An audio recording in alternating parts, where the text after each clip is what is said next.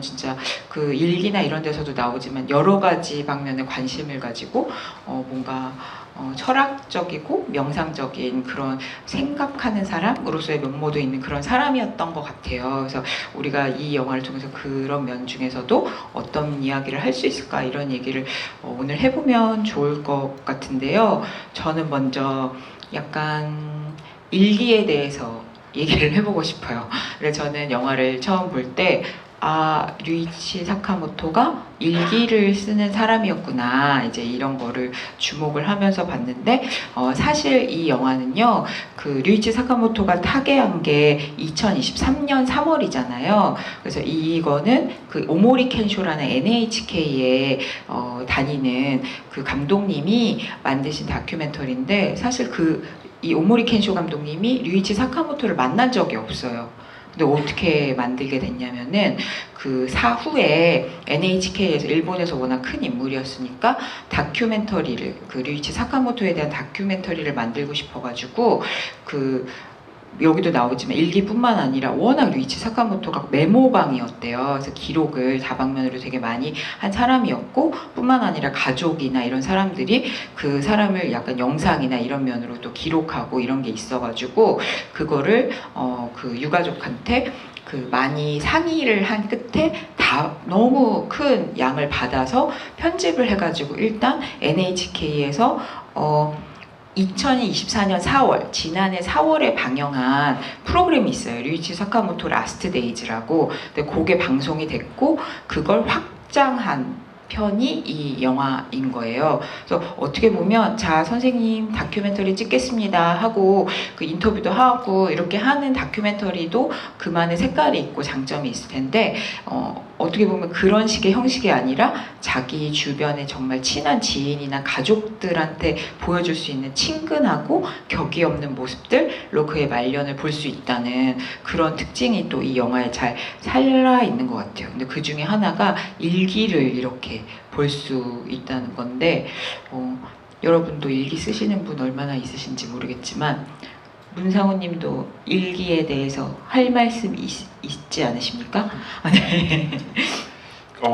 저도 이제 일기에 대해서 생각을 굉장히 많이 해왔는데 이제 일기 그 자체라기보다 제가 일기를 쓰는 과정에 대해서 생각을 많이 했던 것 같아요. 그래서 이제 누군가 일기가 이제 가장 아무도 안 볼 것처럼 쓰는 거지만 사실 쓰다 보면은 이걸 또 사실 누구한테 보여주는 것, 내 일기만큼 내 마음을 가장 잘 표현할 수 있는 게 없으니까 이걸 꼭 누군가한테 보여주고 싶다라는 마음이 늘 공존해서 일기 쓰는 걸 집어치우고 싶다가도 일기가 굉장히 하루에 좀 마침표 같은 느낌을 강하게 줄 수 있는 좋은 습관 중에 하나니까 늘 그것들에 대해서 조금 초등학교 때 검사 맞는 일기를 쓰고 난 뒤에는 한 20년 동안은 그런 생각을 많이 하면서 지내왔던 것 같아요. 일기에 대해서 일기에 이제 양가적인 감정을 갖고 그렇게 지내왔던 것 같습니다. 네. 그리고 이야기를 더 이어가기 전에 여러분 그 스크린에 QR코드 보이시죠?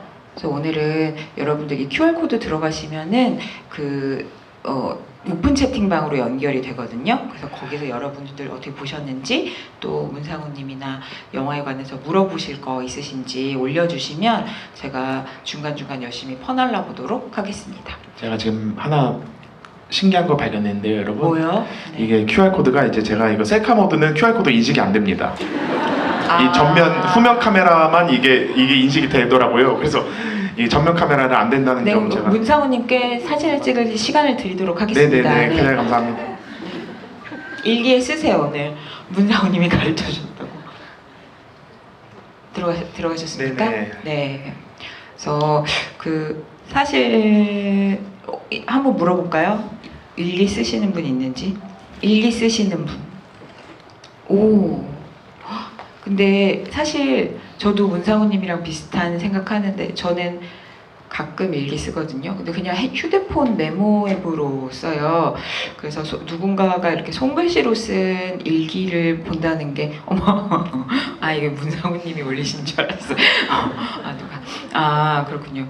근데 사실 누가 이제 손으로 쓴 일기를 본다는 게 흔한 일은 아니잖아요. 근데 저는 류이치 사카모토가 그 일기를 어떻게 썼느냐 하는 거를 보게 되더라고요. 근데 문상우님이 말씀하신 것처럼 일기를 쓸 때 나도 모르게 진짜 솔직하게 써야지, 내 안에서 비릿한 마음 같은 것까지 그냥 써야지, 나만 볼 거니까 라고 하는데, 이상하게 일기 쓸 때도 이거 써도 되나 이런 혼자만의 자기 검열 같은 거 하게 되지 않아요? 그래서 이거를 꼭 남겨야 되나 이런 생각도 들고, 또 저는 류이치 사카모토 일기 보면서 무슨 생각했냐면, 되게 일기를 오래 꾸준하게 잘 써온 사람이 쓰는 방식대로 쓴다고 생각했어요.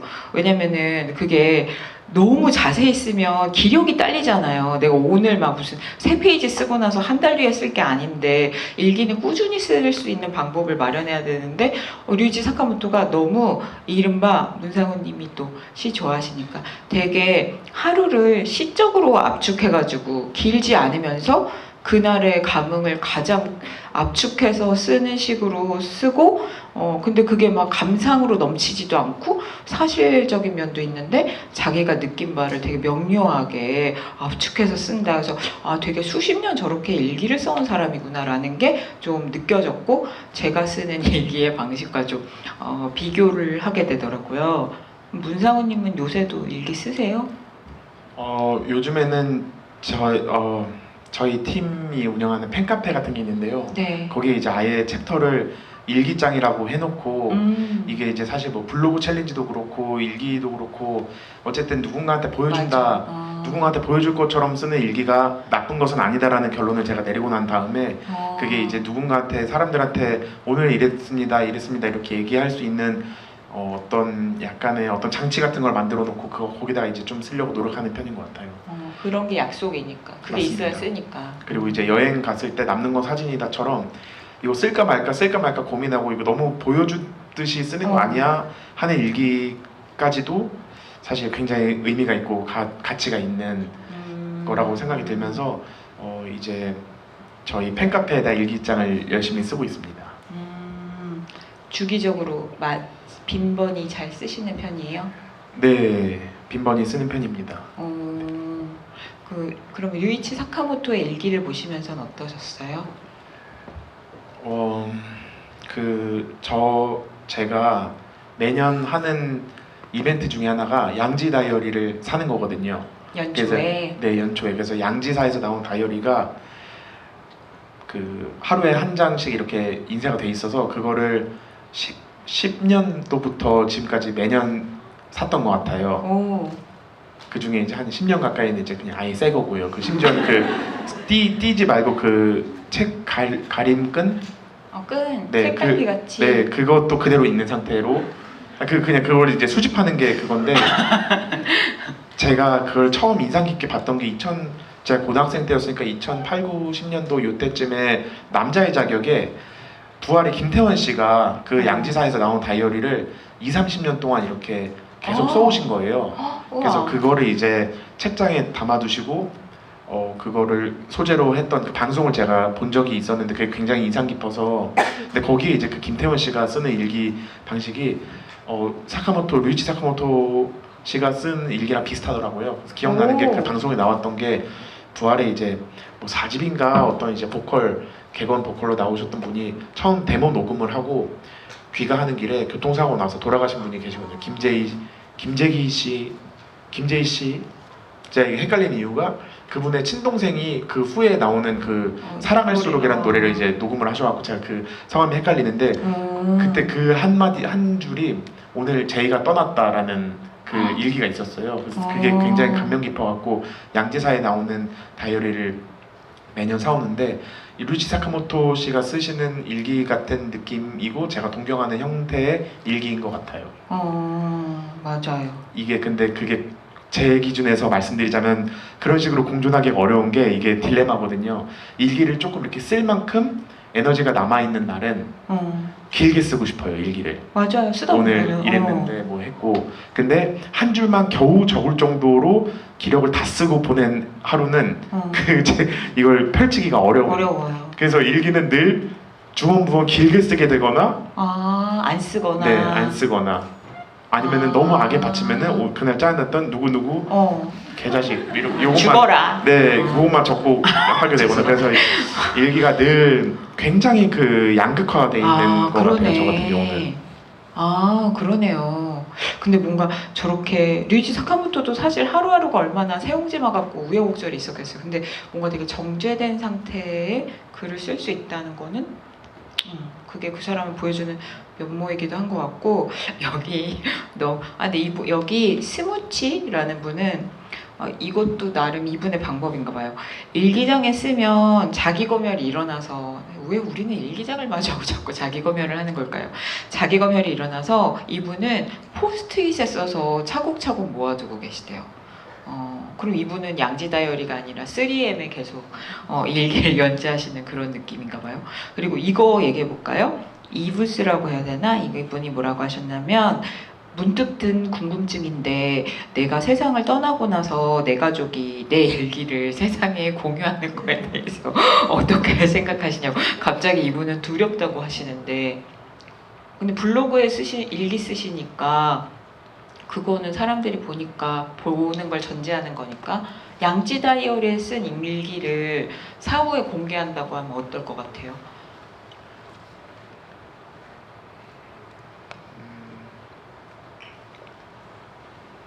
당연히 이제 제가 수명이 어느 정도가 될지 모르겠지만 제가 이제 살아가는 동안에는 후진 모습에 저도 있었을 거고 뿌듯해서 자랑하고 싶은 날의 모습도 있었을 건데 그거를 이제 입체적으로 바라봐 줄 수 있는 사람들이 저의 사후에 저를 이제 입체적으로 바라봐 줄 수 있도록 애정을 갖게끔 열심히 살아가야겠다는 생각을 하게 됩니다. 근데 그건 내가 결정하는 게 아니라 내 가족이 결정하는 거니까 저는 생각해봤는데 여기 휴대폰 메모 앱에 쓴 거 저는 그 자기 검열이 일어날 때 자꾸 아니야 나 부끄럽고 막 짜증나고 막 이 삐릿한 것도 써야 돼 하면서 간단하게 쓰거든요. 근데 저를 사랑하는 가족이었다면 보고 나서 이건 고인이 원하지 않았을 거야 하면서 공개 안 할 것 같은 그런 생각이 듭니다. 네. 근데 그 문상우님도 에세이도 쓰시기도 했고 일기도 쓰시니까 아까 말씀드린 것처럼 류이치 사카모토는 여러 방면으로 메모를 했다고 하잖아요. 근데 그 일기 말고도 평소에 뭘 메모를 하시거나 끄적거리시거나 이런 편이에요? 메모 같은 거는 최대한 많이 하려고 노력하는 편인 것 같아요. 그게 이제 휘발되지 않게끔 제 생각들이나 그 순간들이나 그런 것들이 이제 사실 그런 식으로 이제 눈 뜨자마자 메모장에 적는 그 메모의 가장 그 묘미는 꿈 얘기 적는 것 같은데 그 꿈 얘기를 적고 그때는 오타도 되게 많이 나지만 그걸 이제 굉장히 오타가 나지 않으려고 너무너무 열심히 적고 그 중에서도 뭐 문장도 나누고 이걸 최대한 내가 나중에 내일 아침 한 달 뒤에 봐도 이해를 할 수 있게끔 자세히 적어놨는데 그게 자세히 적길 잘했다라고 생각이 드는 꿈 내용은 한 번도 없었던 것 같아요. 그런 꿈 내용은 이거 맞아요. 정말 기억해갖고 이거 사람들한테 얘기해줘야지 이런 생각을 하면서 열심히 적는데 그랬던 적은 거의 없었던 것 같습니다. 나중에 보면 너무 말이 안 되잖아요. 맞습니다. 내가 썼는데 뭔지 모르겠고. 네. 근데 워낙 뭐 개그나 연기나 이런 아이디어가 실생활에서 어느질 때 많잖아요. 우리가 볼 때도 어쩜 저런 거를 캐치를 하셨지? 이런 걸 느낄 때가 많거든요. 근데 그런 거는 보고 뭔가 기억하고 저런 게 특징이 있다 이런 거를 이렇게 딱 찝어두지 않으면 흘러갈 것 같은데 그런 건 어떻게 하세요? 흘러가지 않으려고 찝어두려고 하는 편입니다. 그걸 메모도 네네네. 하세요? 메모도 하고 저희는 그 만드는 거나 이런 거에 대한 과정이 조금 이렇게 바트니까 오늘 회의가 나오면은 그 주에 촬영을 하게 되기도 하고 이러고 그렇다 보니까 이제 그런 식의 이제 이야기들을 많이 나누는 편인 것 같아서 네 그런 거를 좀 부지런히 해두려고 하는 편인 것 같아요. 저는 오히려 그리고 기자님이랑 오늘 와 계신 분들하고 이제 사카모토 선생님 얘기를 좀 더 빨리 하고 싶어요. 네, 말씀하세요. 일기나 메모나 이런 얘기도 좋지만 네네네. 저는 이 류이치 사카모토 선생님의 이제 앨범들이나 이런 것들도 워낙 활동하신 기간들도 길고 좋아하시는 분들의 팬들의 층위도 굉장히 다양하기 때문에 나 류이치 사카모토 좋아해라고 얘기할 때 우리가 모든 음악에 대한 얘기나 영화에 대한 이야기를 할 때 가장 최애 곡을 뭐로 선정하는지에 대해서 늘 어려움을 겪는 편이잖아요. 그래서 네. 류이치 사카모토 좋아해서 뭐 좋아해? 아쿠아? 알았어. 그걸로 왜? 상대를 보내. 맞습니다. 왜? 아니. 좋지 뭐 좋지. 여기 아쿠아 좋아하시는 분들 약간 좀 그런 거 아니에요? 근데 물론 이제 저는 이제 제 생각이 그렇다기보다는 아쿠아를 류이치 사카모토 꽤나 좋아한다는 사람들끼리 모여서 맥주 한잔 하면서 이야기를 할 때 아쿠아나 뭐 그러니까 그거를 이제 당연히 최애곡이고 그 너무 조회수도 많지만 이제 그런 욕심이 생기는 거죠. 사람들이 류이치 사카모토의 대표곡이라고 하기보다는 수록곡에 가까운 거를 내가 최애곡이라고 꼽는 것에 대한 희열. 그래서 아쿠아를 최애곡이라고 했을 때 그 사람을 평가절하한다라기보다는 나는 그래도 내가 조금 더 찐팬입니다. 내가 좀 더 심오하게 좋아합니다라는 거를 어필하고 싶어하는. 네, 그래서 저는 그런 맥락에서 영화에 나왔던 이제 그 유리 깨지는 소리를 가장 좋아했습니다. 네. 아 정말요? 네. 그럼 누가 류이치 사카모토의 음악 중에서 뭘 제일 좋아해? 그렇게 얘기하면 저는 류이치 사카모토가 이제 구현했던 구름 소리를 좋아합니다. 알지? 류이치 사카모토 알지? 류이치 사카모토. 궁극에는 이제 음이나 뭐 멜로디나 이런 것보다는 결국에는 이제 본질로 간다고. 류이치 사카모토 비를 얼마나 좋아했는지 알지? 그리고 류이치 사카모토 선생님이 돌아가신 날에도 비가 왔어. 이거 알았어? 이거 몰랐지? 약간 이런 식으로 하고 싶어지는 것 같아요. 사실 농담이고 저는 그 류이치 사카모토 선생님의 말년에 이제 정말 이제 그 자연의 소리나 그런 것들이 굉장히 영화를 보면서도 감명 깊었던 것 같아요. 이게 이제 미식가들이 저는 미식가는 아니지만 어느 정도의 종국에는 재료의 맛을 느끼게 되려고 한다. 그런 것처럼 편찮으시는 동안에는 음악을 듣는 동안에도 좀 열량 칼로리 소모가 있기 때문에 음악을 듣지 않고 빗소리만 듣게 되었다라는 어떤 그런 본질의 뭐 깨달음 그런 것들에 대해서 생각을 많이 하게 되는 것 같아요. 그리고 류이치 사카모토 다이어리라는 영화가 어떤 음악가의 일생뿐만 아니라 저희가 초반에 얘기했던 메모광 자기의 인생을 돌아보는 시간을 매일매일 힘들지만 꾸준히 시간을 갖고 그 명상을 해왔던 사람들의 일생 그리고 운이 좋고 뭐 많은 사람들이 사랑한 만큼 그 둘이 꺼져가는 동안의 과정을 이렇게 자세하게 적고 촬영을 해서 이렇게 멋진 영화로까지 나올 수 있는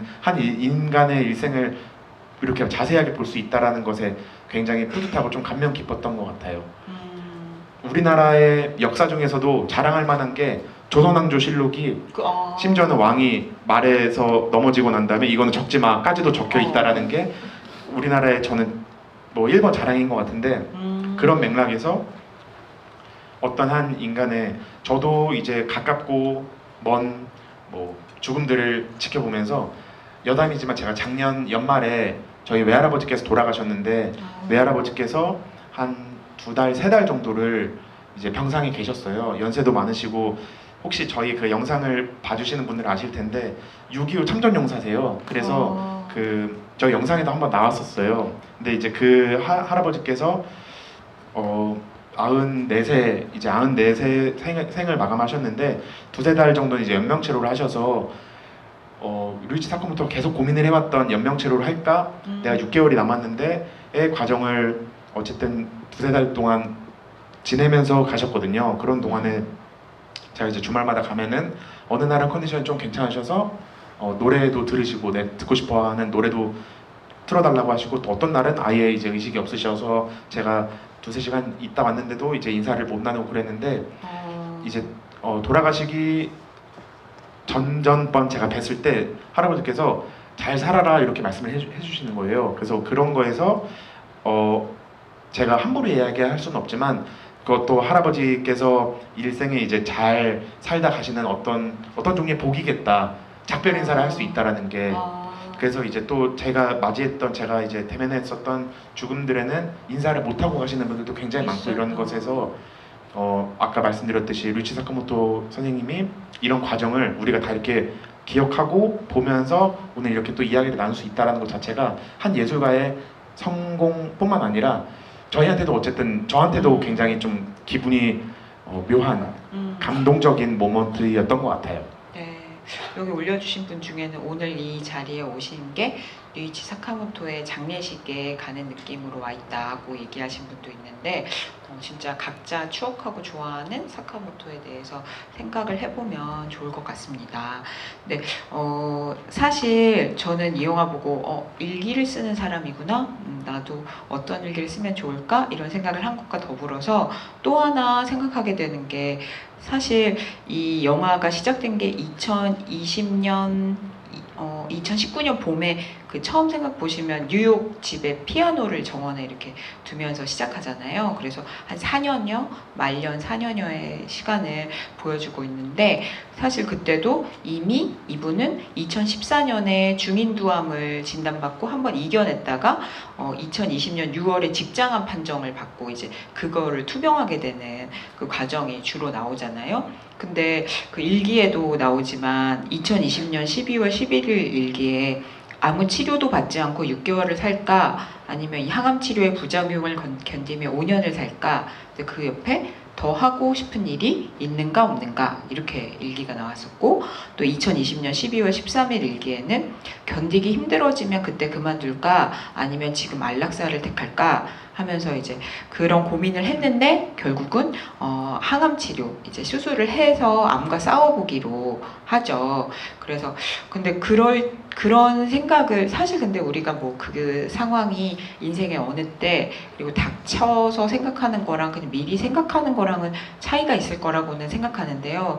근데 그런 생각을 그냥 기피할 수만은 없는 것 같아요. 이제 그래서 우리 젊은 나이에도 어떻게 보면 나 같으면 그런 경우에 어떤 선택을 하면 좋을까 이런 생각을 좀 이런 걸 보면서도 좀 기회를 빌려서 할 수 있을 것 같은데 뭐 문상우님이야 지금 너무 건강하시지만 혹시나 이 영화를 보면서 그런 생각도 해보셨는지 나라면 어떤 선택을 할까?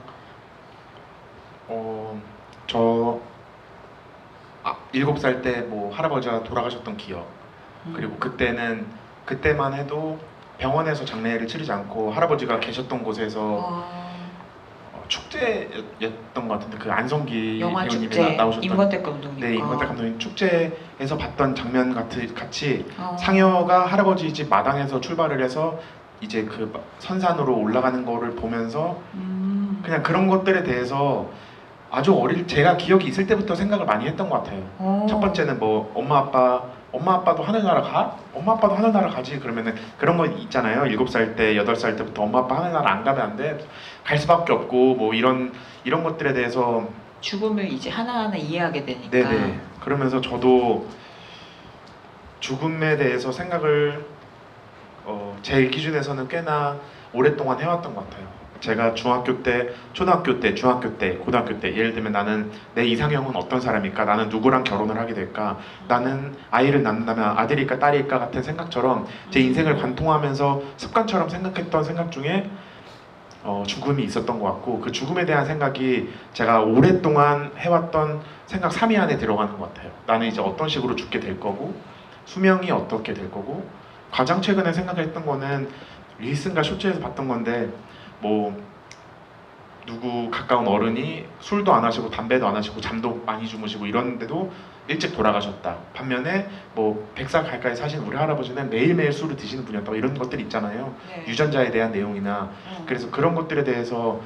영화에도 나오는데 류이치 사카모토도 야수처럼 살았다. 내 건강에 대해서 생각을 하지 않고 아낌없이 살았다라고 했던 것처럼 저도 지금도 어떤 측면에서는 이게 자꾸 아무리 생각해도 약이 오르는 거예요. 내가 매일매일 아침에 일어나서 뭐 건강에 좋다라는 것을 운동을 하거나 뭐 비타민을 먹거나 운동을 한다는데 왜 웃으시는지 잘 모르겠는데 농담이고 누가 웃었죠? 그런 것에 대해서 매일매일 열심히 숙제하듯이 살아가는데도 수명이나 운명 같은 거는 막을 수 없는 거니까. 내가 어쩔 수가 없는 거니까.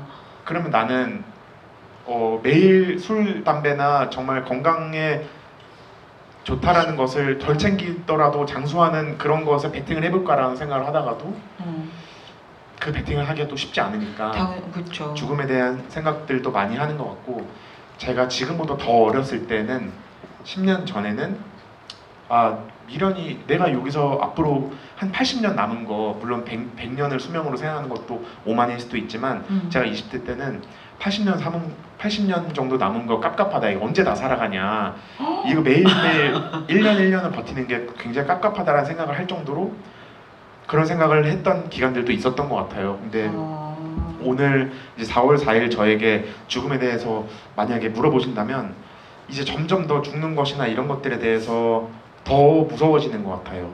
제가 80년 남은 거 깝깝하다라고 생각을 했을 때는 보통 역사책에 많이 나오지만 뭐 독재자라던가 그렇게까지 살고 싶냐? 뭐 나이가 너무 이미 충분히 많은데 천수를 누렸는데도 그거 연명치료를 하면서 살고 싶은 것들에 대해서 저는 그냥 단순히 노욕이라던가 구차하다라던가 그런 식으로 생각을 했던 것 같은데, 제가 이제 사랑하는 것이 점점 많아지면서 사랑하는 사람뿐만 아니라 뭐 어떤 저의 기억이나 추억이나 그게 뭐 물건이 될 수도 있고 그런 것들이 이제 점점 늘어나게 되면서 점점 제가 수명을 최대한 길게 가져가고 싶다라는 마음이 점점 드는 것 같아요. 이거는 생사에 대한 내용뿐만 아니라 제가 일을 하는 과정에서도 제 스스로 늘 좌우명처럼 되뇌이는 것 중에 하나가, 나는 절대 고이고 싶지 않다. 내가 고인물이 되면 고인물로 추한 모습을 보이기 전에 누가 막더라도 나는 당장 이곳을 떠나겠다. 내 일을 그만하겠다. 나는 늘 평생을 노마드 같은 삶을 살겠다. 동경하면서 언제든지 그냥 가방 하나만 들면은 떠날 수 있겠다라는 생각을 가지면서 살고 싶다. 그게 기동성 있는 인생이고 그게 내가 지향하는 인생의 모습이다라고 생각을 했는데, 점점 이게 값비싸라기보다 제가 이걸 귀하게 여기는 물건들이 점점 많아지면서 그 가방의 크기가 점점 커진다라는 생각이 들어요. 그러다 보니까 기동성 있게 움직이는 것도 점점 어려워지고, 이러면서 제가 그냥 단순히 노역으로 치부했던 그 노인들의 살고 싶은 욕심을 점점 이해하게 되는 것 같고, 이런 것까지가 나이 들어가는 과정인가라는 생각이 이제 되풀이 되면서 점점 더 다양하게 우울해져요. 결론입니까? 네, 저는 제가 싫어했던 어른들의 모습을 하는 사람들, 제가 싫어했던 어른들의 말을 하는 사람들, 심지어는 그 말들을 이해하는 사람까지도 싫어하자고 다짐을 해오면서 살았던 사람인데, 이제 그 사람들이 왜 그렇게까지 그거를 붙잡고 있는지에 대한 이해가 점점 되고, 제가 이런 것들을 이해하고 싶지 않다라는 생각을 굉장히 오래 해왔었는데, 네, 제가 싫어하는 뭐 선생님, 어른들, 그 가운데서 이 어른들 편을 들어주는 사촌 형, 이런 형까지도 싫어했거든요. 저 형도 이미 같은 편이야. 보였고 고인 편이야. 저렇게 하는 게 싫다 했는데, 이제 점점 이해하는 부분들이 많아지고 그 레인지가 넓어지는 것에 대해서 마냥 좋기만 하진 않은 것 같아요. 근데 저는 이런 얘기를 왜 그 부모님이나 할아버지 할머님이 돌아가실 때 진짜 약간 연명 치료를 하실 거냐, 항암까지는 모르겠고 연명 치료를 하실 거냐 아닐 거냐 이제 이런 거를 같이 상의를 하잖아요. 근데 그 과정을, 그래서 돌아가시는 임종을 보신 이제 가족들끼리는 우리 이제 앞으로 우리끼리 또 이런 일이 일어나면 어떻게 하는 게 좋겠니, 막 이제 이런 얘기들을 하면서 현실적으로 좀 고민을 해보기도 하고 그랬던 것 같은데, 저는 이 영화를 보면서 무슨 생각했냐면, 저는 사실 그러니까 약간 비슷하게 근데 그러니까 이게 죽을 때 그런 선택을 할 것이냐 말 것이냐가 어떻게 보면 죽음에 대한 고민이 아니고 내가 지금 어떻게 살고 있고 삶에 대해서 어떤 태도를 가지고 있느냐의 문제인 거잖아요. 그래서 근데 나는 그런 거보다 잘 살고 앞으로 잘 살고 미련 없이 하루하루 살고 그냥 이른바 뭐 안락사나 이제 이런 것처럼 더 미련을 두지 않는 선택을 하면 좋을 것 같아라고 생각했는데, 제가 이 영화를 보고 무슨 생각했냐면, 그 류이치 사카모토가 쓴 에세이 같은 걸 봐도 류이치 사카모토도 평소에 너무 이제 의학의 힘을 빌려서 무리하게 삶을 연장하는 거에 대해서 그런 욕심이 없었는데 이런 선택을 하게 됐대요. 근데 이제 그래서 제가 무슨 생각이 들었냐면, 나는 그런 거 안 하고 그냥 정말 깔끔하고 오늘까지 멋있게 재밌게 즐겁게 살고 가는 게 더 아름답지 않을까라는 생각을 한 거에 대해서 내가 함부로 그렇다고 마침표까지 찍으면 안 되겠다. 그게 오만일 수도 있겠다. 이제 약간 이런 생각을 하게 됐어요. 그래서 진짜 아까도 말씀드렸지만 그게 나의 삶의 어떤 시기에 그리고 그 시기까지 내가 삶을 어떻게 살고 있었는가에 대한 문제일 수도 있는 것 같아요. 그래서 앞으로 그 어떤 시기에 뭐가 닥칠지 모르니까 하루하루 열심히 잘 살면서 그때 가서 결정을 해야겠다. 이런 생각이 들었습니다. 네. 영화에도 나오는데 이제 그 YMO 트리오 있잖아요. 네. YMO 트리오가 그것까지도 입체적으로 저는 그거 제가 이제 그렇게 의미 부여를 하면서 더 생각을 하게 되는 것 같아요. 전자음악 그때 신디의 태동. 네. 제가 그냥 음악을 하는 분들이랑 루이치 사카모토에 대한 이야기를 해도 마지막에 이제 자연에 대한 소리, 그 유리가 깨지고 돌이 부딪히는 소리를 가지고 그게 이제 궁극의 음악이다라고 생각을 했던 것처럼 루이치 사카모토가 음악가들이 해준 얘기예요. 루이치 사카모토는 기술적으로 이제 어떤 그 음악 자체보다도 소리에 대해서 굉장히 집념을 갖고 그 일생을 바쳐서 그거를 기술 개발에 일조를 했다고 평가를 할 수 있을 정도로 그런 생각을 많이 했던 사람들인데 젊었을 때 그 인터뷰 영상도 나오잖아요. 그 버블 경제 시대에 그런 음악을 했던 사람들이 이제 머리도 하얘지고 백발이 되면서 이제 다시 이제 자연에 대한 음악, 자연에 대한 소리를 채집하게 되는 것이 그 동일본 대지진에 대한 그걸 보고 깨달았다는 것처럼 인간이 만든 것은 결국 다 자연이 파괴한다가 그렇게 이제 제가 의미 부여를 하게 되는 것 같아요. 내가 기술이 개발해서 어떤 전자 신호로 소리가 났던 것들이 결국에는 그때 젊었을 때 사카모토는 그런 것을 매일 밤새면서 그 방송에도 나왔지만 담배도 많이 피인다고 할 정도로 밤새 담배 피면서 골방에서 그런 것들을 계속 막 굉장히 집착해서 찾았지만 결국에는 그냥 사기 그릇에 돌멩이 떨어뜨리는 소리로 회귀됐던 것처럼 그게 어떤 궁극의 어떤 것일까? 궁극의 멋일까? 그게 어떤 궁극의 인생의 의미일까? 라는 생각을 하게 됐던 것 같아요. 죽음에 대한 생각을 오래 해왔던 것처럼 한 10년 전에 그런 게 유행했었던 것 같은데요. 묘비명에 뭐라고 적을 것인가 이런 것들 있잖아요. 네. 그게 이제 유언보다도 더 컴팩트하고 좀 더 이렇게 스몰토크하기 좋았던 주제였던 것 같은데 묘비명에 대한 생각들도 굉장히 많이 해봤던 것 같아요. 근데 그 당시 제가 생각을 했던 주제 중에 조금 싱거운 것은 뭐 사랑해라 그런 것들은 뭔가 싱거운 것 같은 거예요. 그때 저라면은 뭐 어떤 뭐 10계명까지는 아니어도 제가 인생에 대해서 느꼈던 것들을 최대한 자세하게 하지만 좀 멋도 부리면서 이렇게 적고 싶었을 것 같은데 결국 되게 멋진 인생을 살다 가도 그냥 사랑해라 뭐 주변을 돌아봐라 정도이면 좀 싱겁지 않나? 라는 생각을 했었는데 그게 이제 그 루이치 사카모토가 소리에 대해서 찾아왔던 과정처럼 그렇게 저도 한 번 더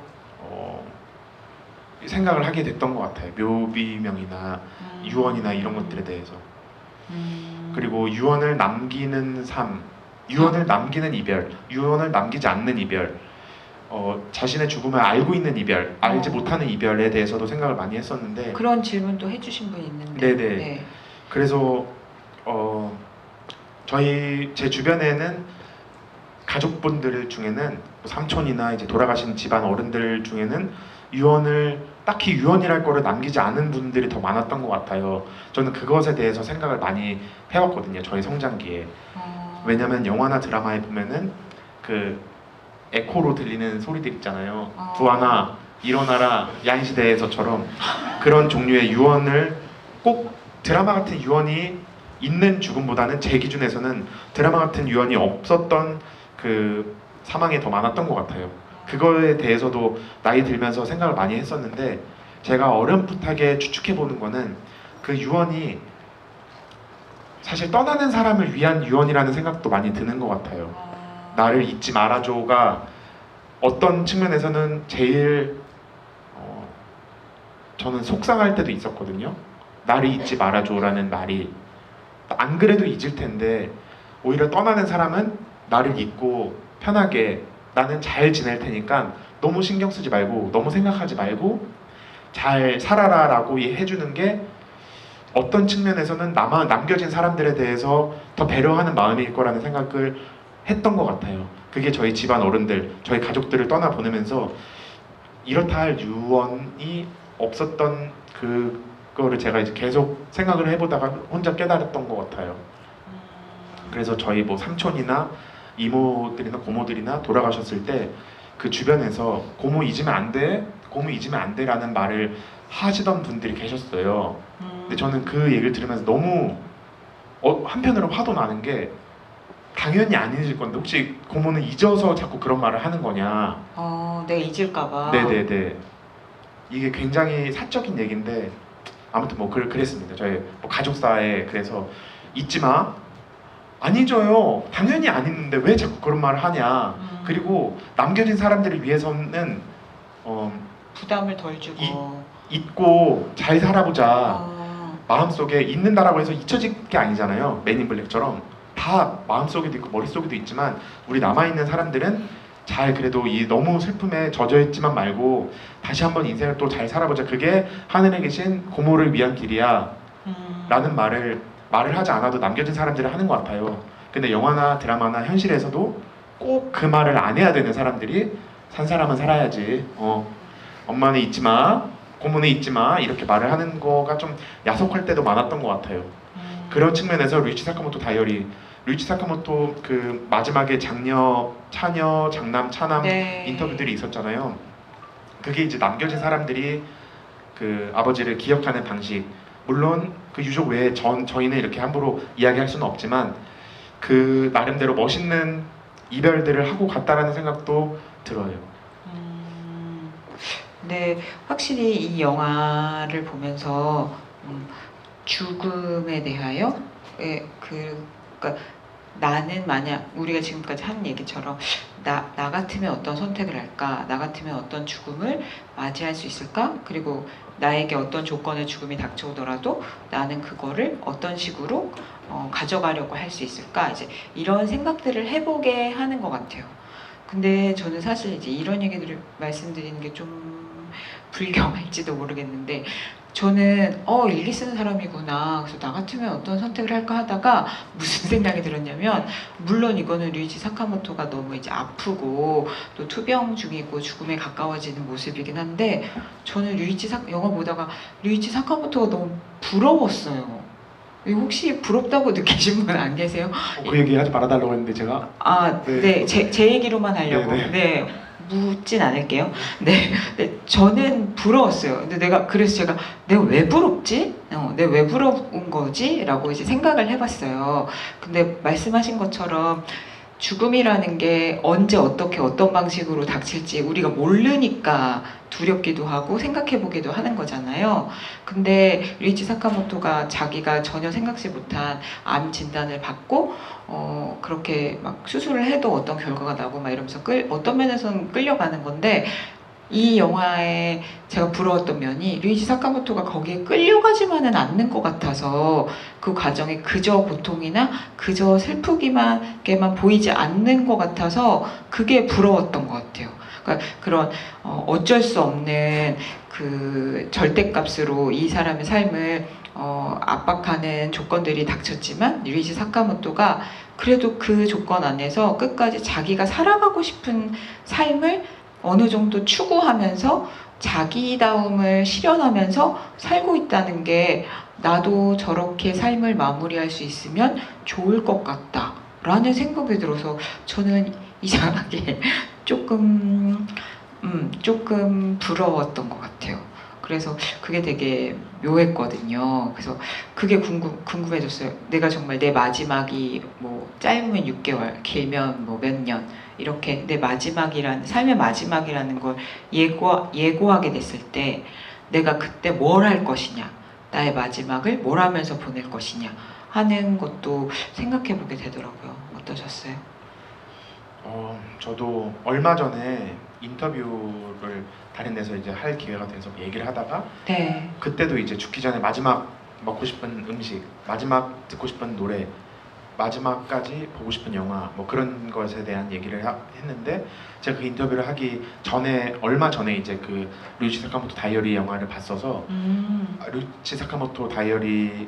류이치 사카모토의 음악으로 하나를 고르고 싶다라고 해서 오. 골랐던 게 그 샤이닝 보이 앤 리틀 랜디라는 곡이었어요. 그게 별이 된 소년의 OST라고 하는데 전 별이 된 소년이라는 그 일본 영화를 보진 못했지만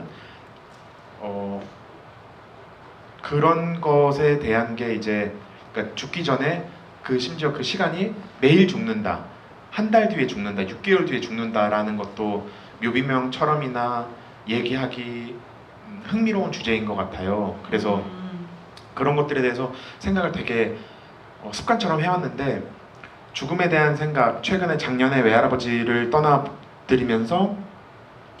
보내드리면서 가장 최근에는 올해 들어서는 그런 생각도 조금 힘들게 된 것 같다는 생각이 들었어요. 그게 이게 한 달, 뭐 6개월 뒤 이런 것들도 이제 그 직감한다는 것처럼 그 뭔가 이제 마냥 오히려 멀리 있을 때 더 쉽게 얘기할 수 있잖아요. 호랑이가 그렇죠. 철창 뒤에 있다라는 걸 보고 깨닫고 나서 이제 호랑이에 대해서 편하게 얘기할 수 있는 것처럼 언제 어떻게 떠날지 모르고 그런 생각을 하게 되면서부터 한 달 뒤, 6개월 뒤 뭐 할지 이런 거를 생각하는 게 더 우울해졌던 것 같아요.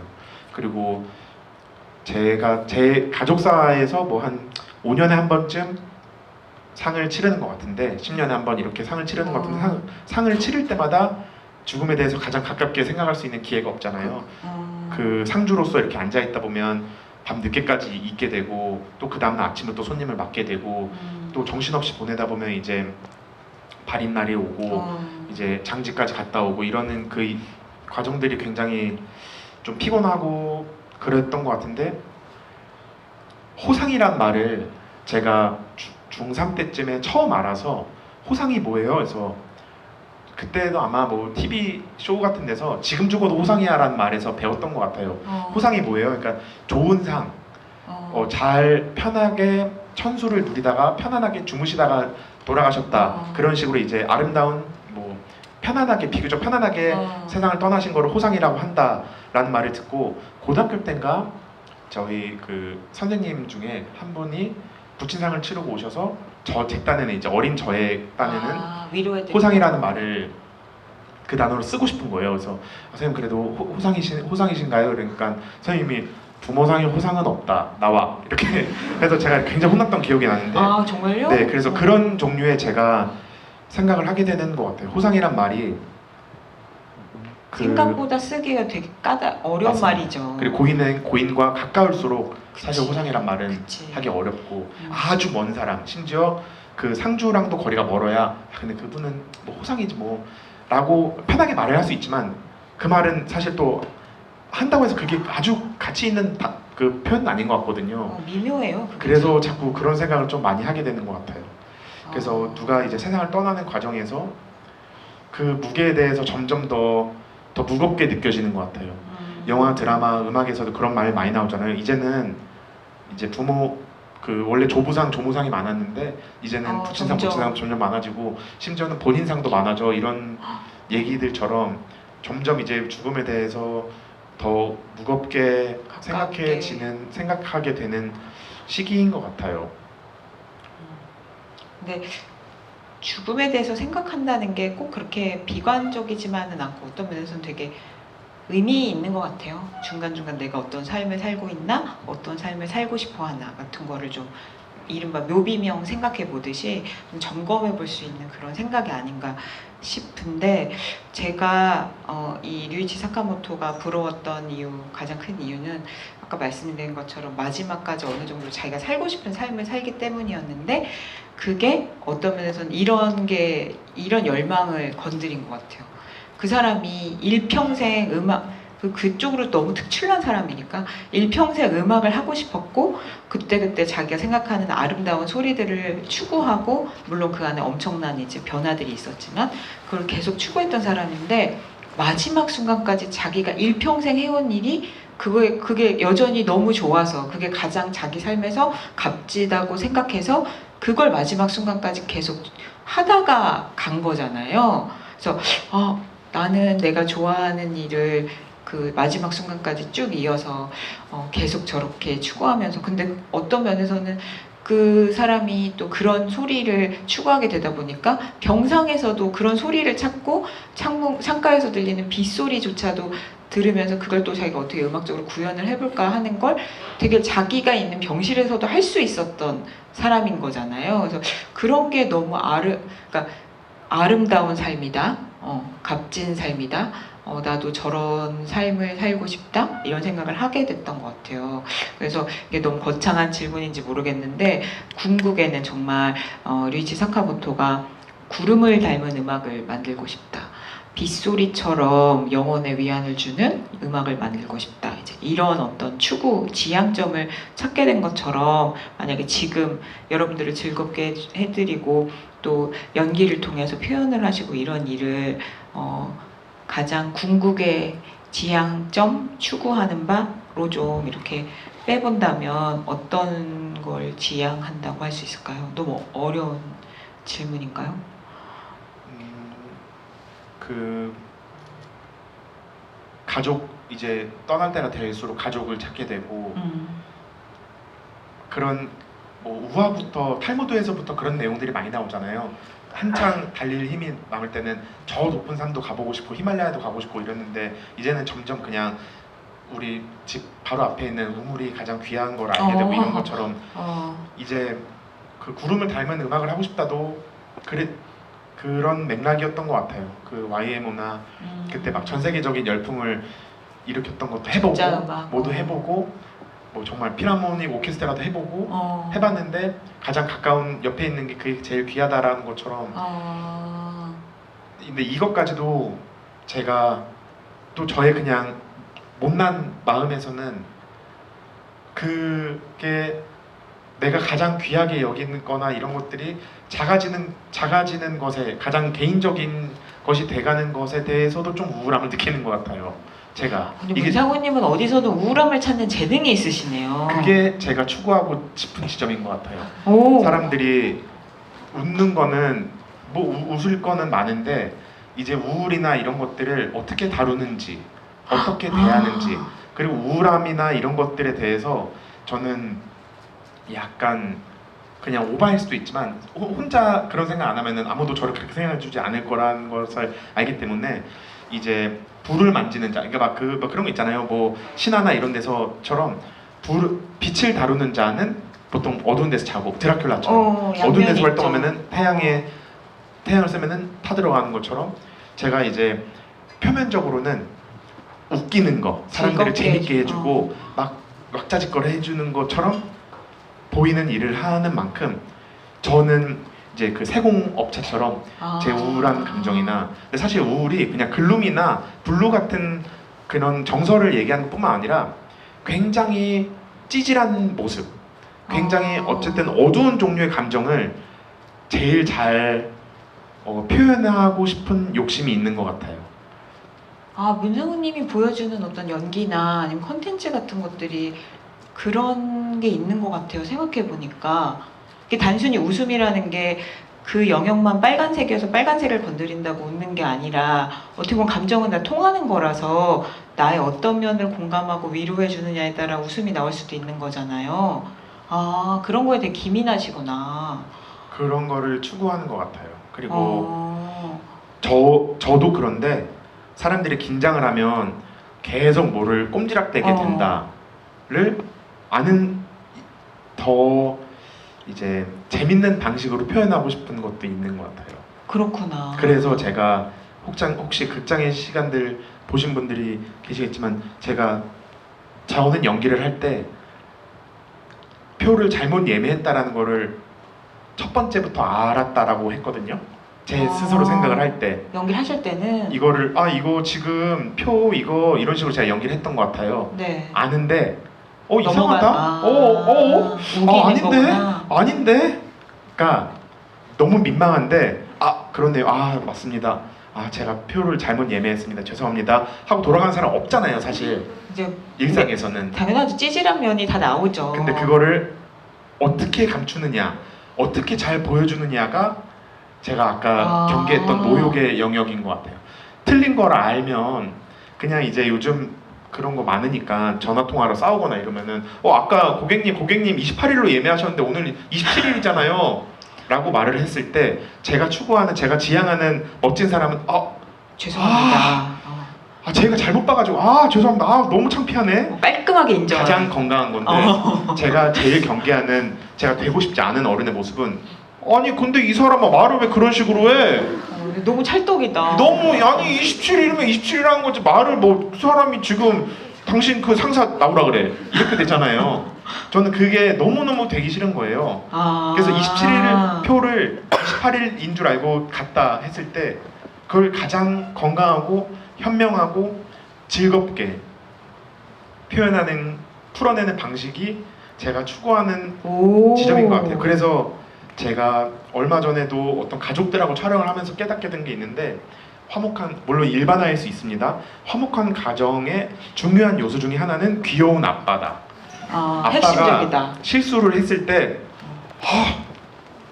내가 이런 실수를 라고 말을 할 수 있는 아빠면은 멋있는 너무 러블리하잖아요. 근데 아빠가 27일이라며 내가 언제 너 일로 와 문상훈 너 일로 와 너 왜 아빠한테 버릇없이 눈을 크게 뜨고서 너 아빠가 실수할 수도 있지 너는 실수 안 해? 그러니까 제가 제일 경계하는 모습인 것 같아요. 근데 그거 멋있는 말인 것 같아요. 문상훈님이 보여주는 코미디나 캐릭터나 연기가 다면적인 이유가 그런 데서 있는 것 같아요. 멋있는 아티스트인 것 같아요. 감사합니다. 이거 멋있게 받아들이는 걸로. 네. 근데 저 이 얘기를 하고 시간이 은근 많이 갔는데 하고 싶은데 여기 문상훈님이 쓰신 에세이도 읽으신 분 있죠? 네, 내가 한 말을 내가 오해하지 않기로만. 근데 저도 이게 너무 류이치 사카모토의 에세이 같은 영화여가지고 류이치 사카모토도 한 말년에 한 5년 정도의 자기 삶을 기록한 메모처럼 기록한 에세이가 있거든요. 여기 그 처음에 나오는 문구랑 똑같아요. 거기 약간 영화 보시고 좋으셨으면 그걸 확장판 이라고 생각하고 읽으시면 좋을 것 같은데 그게 나는 앞으로 몇 번의 보름달을 볼 수 있을까? 라는 제목의 에세이가 있어요. 그 류이치 사카모토도. 네, 제가 영화를 보고 문상훈님과 이 자리를 한다고 해서 문상훈님 에세이도 읽고 이 류이치 사카모토의 에세이를 읽다가 점점 무슨 생각이 들었냐면 와, 류이치 사카모토랑 문상훈님은 진짜 다른 사람인 것 같아. 결이 너무 다른 것 같아 라는 생각이 드는 거예요. 저는. 근데 제가 그걸 대표할 수 있는 문장을 꼽아왔는데 혹시 읽을 수 있어요? 제가 그 류이치 사카모토의 그 에세이에 나오는 문구를 읽을 테니까 문상훈님이 쓰신 거 읽어주세요. 그 나는 앞으로 몇 번의 보름달을 볼 수 있을까에는 어떤 얘기가 있냐면 저는 본래 전혀 계획적이지 못한 인간이라 이번에는 북알프스를 등반했으니 다음에는 남알프스를 오르겠다는 식으로 커리어를 의식해 다음 행동을 정한 적이 한 번도 없습니다. 40년 동안 그저 마음 가는 대로 매번 직전에 했던 작업과는 전혀 다른 일을 해왔다고 말해도 과언이 아니죠. 내일을 생각하지 않는 성격이라고 할까요? 좋게 말하면 지금을 살아가는 타입의 인간이니까요. 라는 말을 적었어요. 근데 이 내가 한 말을 내가 오해하지 않기로 함에 들어가며 맨 앞에 문상훈님이 뭐라고 쓰셨죠? 자기 검열 제가 적은 문장을 그대로 읽는 게 좀 창피해서 말로 바꿔서 말해보겠습니다. 네네네. 자기 검열이 너무 심했고 끈질기고 간절한 채권자처럼 내 생각들의 당위를 여기저기로 허락받으러 다녔다. 결제받지 못한 생각들은 바로 폐기되었고 그 일들이 지칠 때쯤 일기를 적는 것도 그만두었던 기억이다. 라고 적었습니다. 어떤 점이 비슷하고 다른가요? 네, 문상훈님은 어떻게 느끼셨어요? 다르다고 아니 어떻게 느끼셨어요? 류이치 사카모토랑 자신을?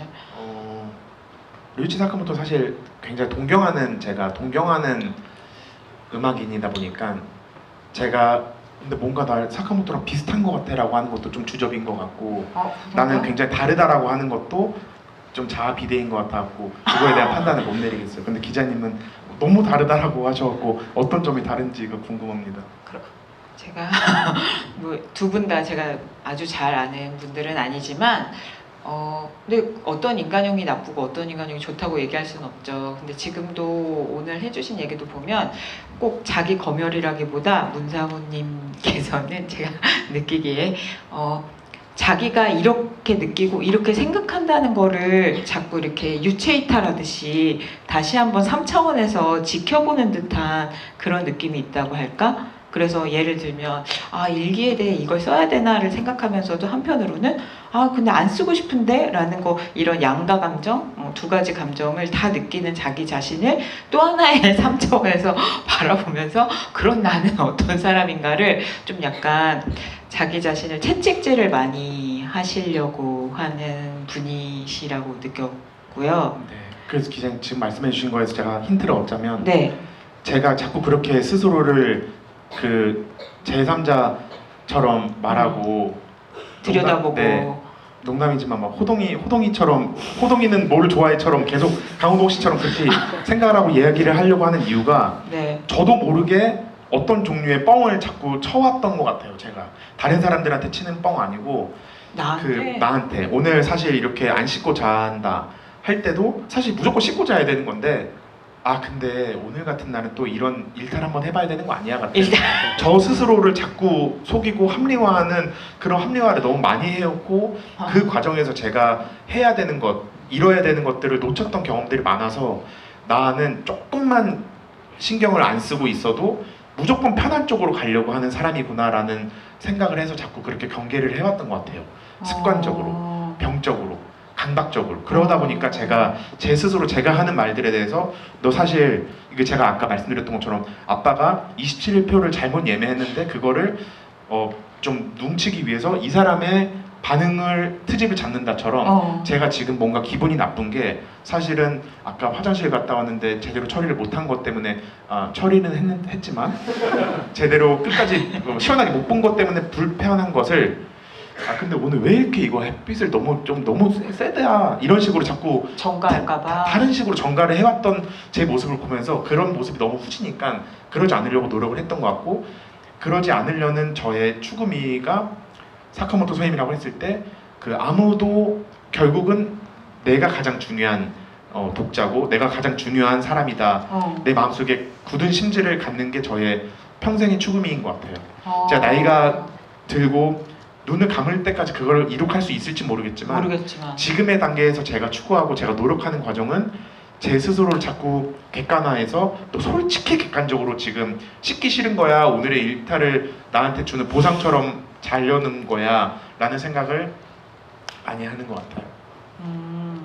근데 아까 말씀하신 것처럼 사실 그런 양면은 우리한테 다 있잖아요. 근데 그런 감정을 어떻게 또 다른 컨텐츠로 또 다른 사람들에게 공감을 이룩할 수 있는 무엇으로 보여줄 수 있을까 하는 원동력이 되는 것 같아요. 그게 어떻게 보면 류이치 사카모토가 자기가 느낀 바를 또 음악으로 표현하는 것처럼 되게 중요한 거 아닐까요? 좋은 거 아닐까요? 그런 거 있잖아요. 이것도 뭐 어릴 때 봤던 뭐 책이나 이런 데서 뱀은 물을 먹으면 독이 되고 소는 물을 마시면 우유가 된다처럼 사카모토 선생님은 주된 감정 중에 하나가 뭐 슬픔이나 상실이나 이런 것들이 이제 승화돼서 이런 종류의 음악으로 나오는 것에 반해 저는 그 정도의 아름다움이나 이런 것들을 저는 아직 못 찾은 것 같아요. 제가 표현할 수 있는 어떤 종류의 아름다움들은 그래서 제가 그 물을 마시고 소화할 수 있는 정도의 농도로 그런 것들을 표현하는 것 같아요. 그게 이제 제가 느꼈던 사실 제가 어떤 사람들 후니스나 제가 하는 이제 또 굉장히 아쉽고 이기적인 캐릭터가 있거든요. 근데 그런 것들이 그런 사람들 그렇게 되지 않으려는 모습 제 기준에서는 그걸 우화라고 생각하는데 제가 위약처럼 일부러 답답하고 이기적인 모습을 보여주고 그 캐릭터가 희화화되는 과정에서 저는 쾌감을 느끼는 것 같거든요.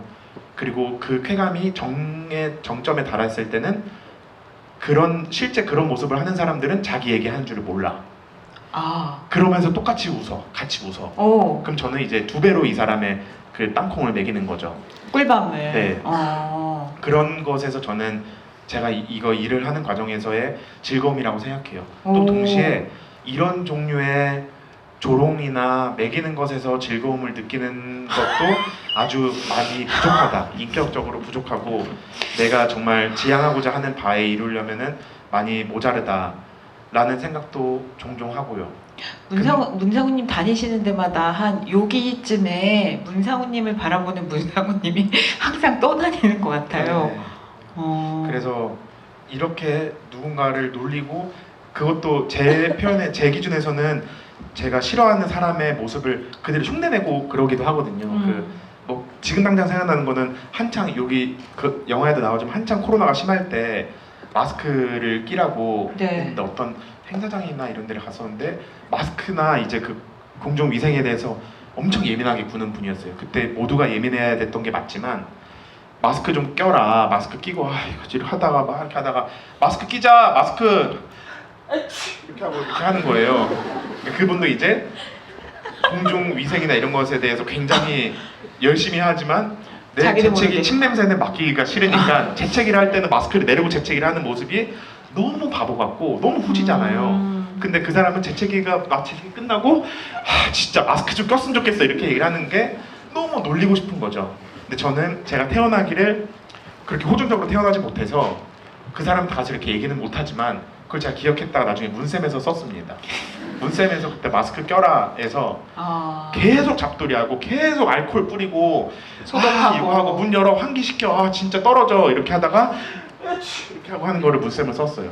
근데 이것도 이제 아무도 모르지만 저는 아는 저의 즐거움. 우리도 즐거워요. 네.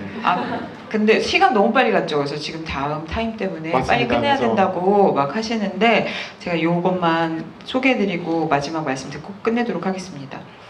약간 뿌듯하기도 한데 교수님 부활기원 1일차라는 분께서 사실 저는 상우님을 그냥 웃긴 쇼츠 몇 개로만 봤었는데 에세이 내신 것도 몰랐고 오늘 하신 말씀들도 상당히 깊어서 새로 보게 되네요 라고 하시면서 에세이도 읽어보려고 하신다고 합니다. 대단히 감사합니다. 네. 근데 이 영화는 끝나고 생각나는 것들뿐만 아니라 앞으로 뭔가 여기서 보셨던 단편 같은 어떤 생각들, 모습들이 또 새록새록 생각나는 그런 영화가 아닐까, 깊은 생각을 끌어낼 수 있지 않을까 이런 생각이 듭니다. 마지막 인사 말씀. 네. 저는 옷을 사러 가거나 할 때도 매장에 들어가는 과정이랑 옷을 사러 갈 때 청바지를 뭐를 골라야 내가 고를 셔츠랑 제일 잘 빗대볼 수 있을까를 상상하면서 가는 과정까지가 행복이라고 생각하는데 영화관에 오는 과정도 저는 그게 그 똑같이 투자하는 시간 효용 행복을 그 극대화할 수 있는 과정 중에 하나인 것 같아요. 근데 오늘 정말 날도 좋고 이렇게 봄이 만연한 시기에 제가 좋아하는 시네큐브에 이렇게 같이 영화를 보게 귀한 발걸음 해주신 여러분들께 정말 감사하다는 말씀 꼭 드리고 싶고 오늘 심지어 좋은 것은 이제 토요일이고 해가 길어져서 아직도 해가 지기까지 시간이 많이 짭짤하다. 남아서 맛있는 저녁 드시고 내일도 하루 남은 일요일 즐겁게 보내셨으면 좋겠습니다. 감사합니다. 네.